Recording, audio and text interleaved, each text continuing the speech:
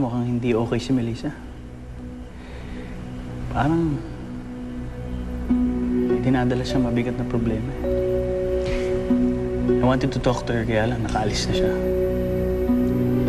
Teka pare, guguluhan ako eh. You mean, nakita kayo ni Melissa accidentally? Hindi pare.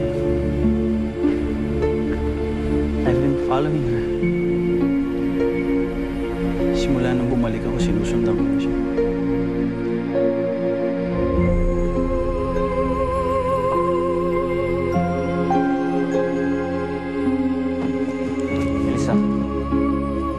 Melissa, alam kong kinausap ka niya, Marcita.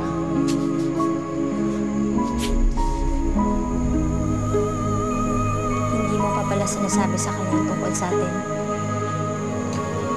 I'm sorry.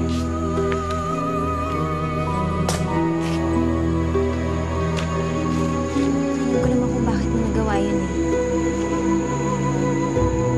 Dahil hindi ako gusto ng tita mo.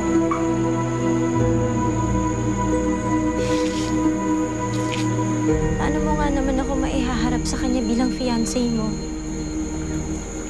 Hindi mo naman ako maipagmamalaki sa kanya eh. Melissa, alam mo, hindi ko naiisip yun eh.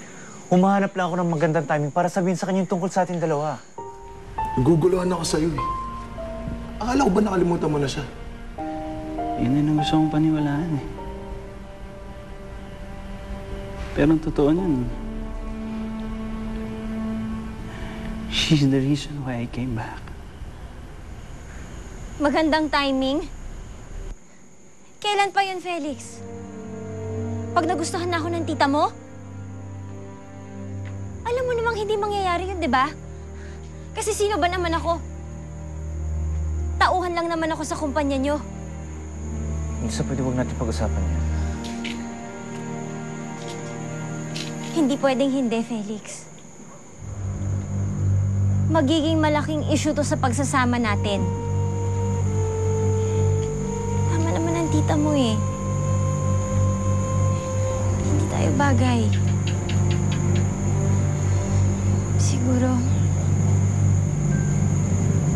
Siguro mas mabuti pa huwag na lang natin ituloy yung kasal.